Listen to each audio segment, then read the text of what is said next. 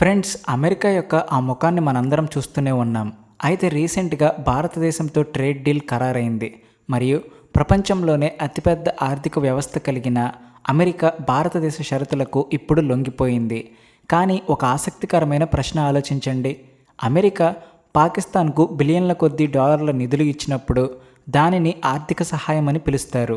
అదే అమెరికా పాకిస్తాన్కు F-16 కోసం క్షిపణులు మరియు ఆయుధాలను ఇచ్చినప్పుడు దానిని సైనిక సహకారం అని పిలుస్తారు.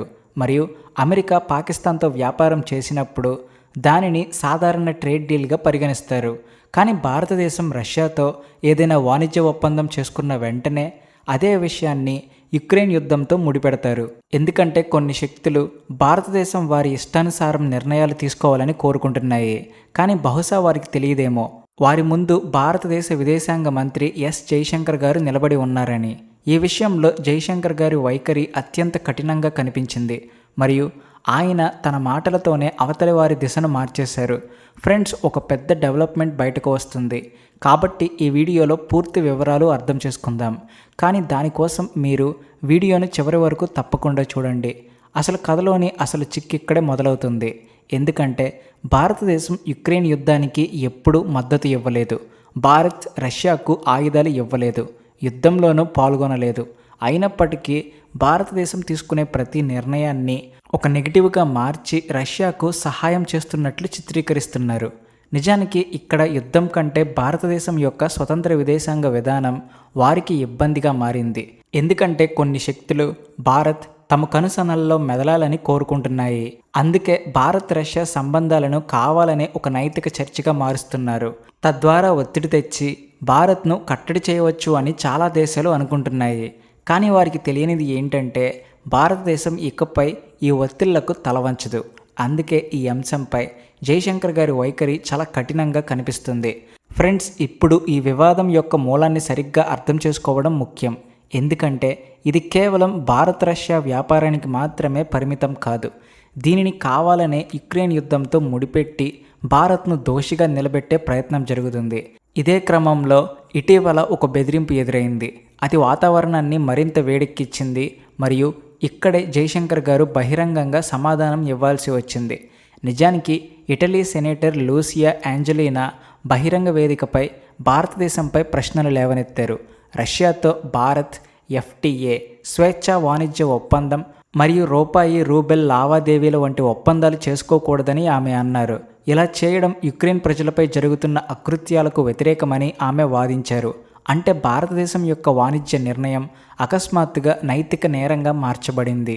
సో దీన్ని బట్టి విషయం కేవలం యుద్ధం గురించి మాత్రమే కాదని స్పష్టమైంది.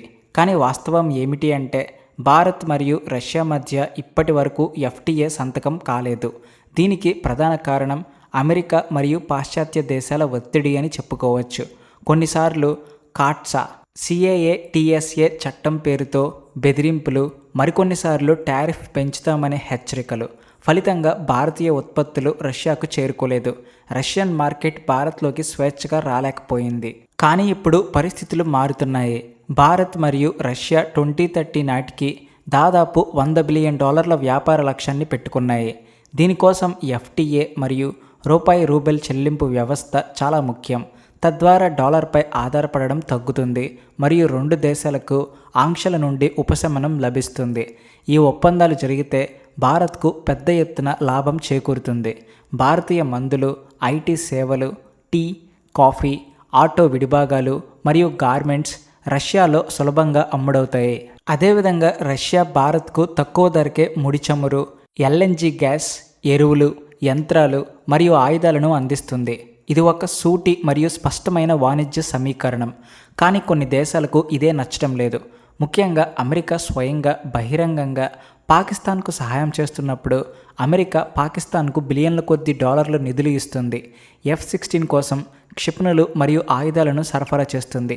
అయితే దానిని సైనిక సహాయం మరియు ఆర్థిక సహకారం అని పిలుస్తున్నారు. కానీ భారతదేశం తన ఇంధన అవసరాల కోసం రష్యాతో వ్యాపారం చేస్తే దానిని తప్పుగా చూపిస్తున్నారు. అయితే సరిగ్గా ఇదే విషయం గురించి జైశంకర్ గారు సూటిగా మరియు కఠినంగా మాట్లాడారు. భారత్ 2 రకాల ప్రమాణాలను అంగీకరించబోదని ఆయన స్పష్టం చేశారు. ఉగ్రవాద కార్యకలాపాలతో సంబంధం ఉన్న పాకిస్తాన్ వంటి దేశానికి ఆయుధాలు సరఫరా చేస్తూ మద్దతు ఇచ్చే దేశాలు భారత్కు నైతిక పాఠాలు చెప్పకూడదని అన్నారు. భారత్ ఎవరికీ అనుచరుడు కాదని జైశంకర్ గారు స్పష్టంగా చాటి చెప్పారు. భారత్ తన ప్రజల అవసరాల ఆధారంగా నిర్ణయాలు తీసుకుంటుందని మరియు ఈ ప్రాసెస్లో ఎవరు అడ్డొచ్చినా ఇండియా వారికి స్పష్టమైన బుద్ధి చెబుతుంది అని ఈ డీల్ ద్వారా చాలా దేశాలకు అర్థమవుతుంది. అంతేకాకుండా ఇదే సమయంలో పాకిస్తాన్పై అంతర్జాతీయ సంస్థల నివేదికలు ఉన్నాయని కూడా ఆయన గుర్తు చేశారు. UNSC, FATF, US state department మరియు యూరోపియన్ సంస్థలు అందరూ పాకిస్తాన్లో ఉగ్రవాదుల ఉనికిని మరియు మద్దతును అంగీకరించారు. అయినప్పటికీ అమెరికా తన ప్రయోజనాల కోసం దానితో నిలబడుతుంది మరియు భారత్ను ప్రజాస్వామ్య శత్రువుగా చిత్రీకరిస్తుంది. అందుకే భారత్ ఇప్పుడు స్పష్టంగా చెబుతుంది, భారత్ అమెరికాకు నౌకరు కాదు. భారత్ ఒక సార్వభౌమ దేశం మరియు తన వాణిజ్య వ్యూహాత్మక నిర్ణయాలను తానే తీసుకుంటుంది, అది ఎవరికైనా నచ్చినా నచ్చకపోయినా. ఇక భారతదేశం స్వతంత్ర విదేశాంగ విధానం గురించి చర్చించేటప్పుడు అమెరికా మరియు దాని మిత్ర దేశాల ఆందోళన కేవలం భారత్ రష్యా మధ్య జరుగుతున్న వాణిజ్యంపై మాత్రమే కేంద్రీకృతమై ఉండదు. అసలు విషయం ఏమిటి అంటే భారత్ క్రమంగా ప్రపంచ ఆర్థిక వ్యవస్థలో డాలర్పై ఉన్న అధిక ఆధారాన్ని తగ్గించడానికి ప్రయత్నిస్తుంది. ప్రపంచ వాణిజ్యంలో డాలర్ ఆధిపత్యాన్ని సవాలు చేసే దిశగా భారత్ బ్రిక్స్ దేశాలతో కలిసి ప్రత్యామ్నాయ చెల్లింపు వ్యవస్థలపై చర్చలు మరియు ప్రయత్నాలు కొనసాగిస్తుంది. ఇది భవిష్యత్తులో అంతర్జాతీయ లావాదేవీల నిర్మాణాన్ని మార్చగల పరిణామంగా పరిగణించబడుతుంది.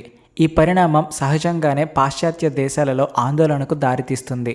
అందుకే అప్పుడప్పుడు అమెరికా రాజకీయ నాయకులు, సెనేటర్లు లేదా యూరోపియన్ నాయకులు భారత్పై విమర్శలు చేస్తూ కనిపిస్తారు.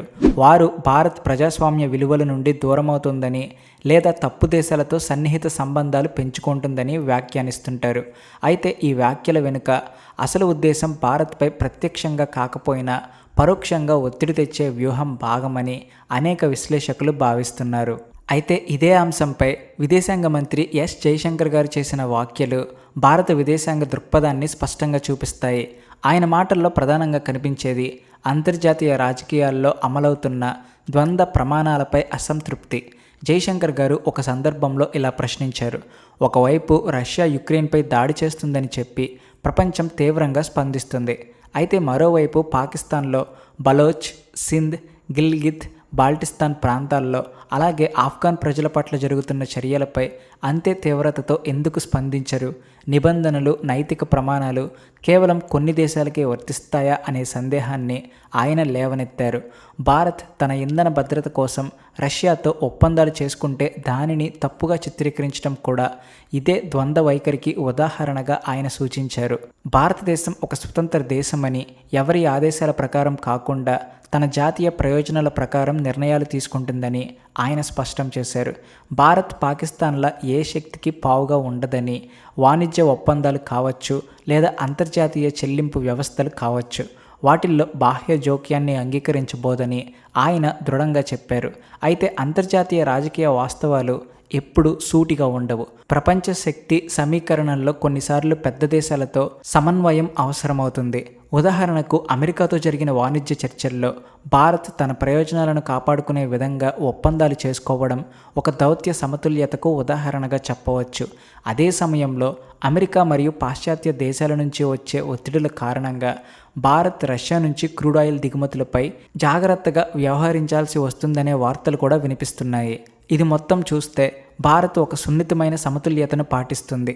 ఒకవైపు స్వతంత్ర నిర్ణయాధికారాన్ని కాపాడుకోవాలని చూస్తూనే మరోవైపు ప్రపంచ శక్తి రాజకీయాల మధ్య తన ఆర్థిక భద్రతా ప్రయోజనాలు దెబ్బతినకుండా జాగ్రత్త పడుతుంది. కానీ మరోవైపు భారత్ రష్యా మధ్య ఆయుధాల ఒప్పందాలు మరియు ఎగుమతి దిగుమతులను పూర్తిగా అడ్డుకోవచ్చని అమెరికా భావిస్తే అది అమెరికా చేసే పెద్ద తప్పిదమవుతుంది.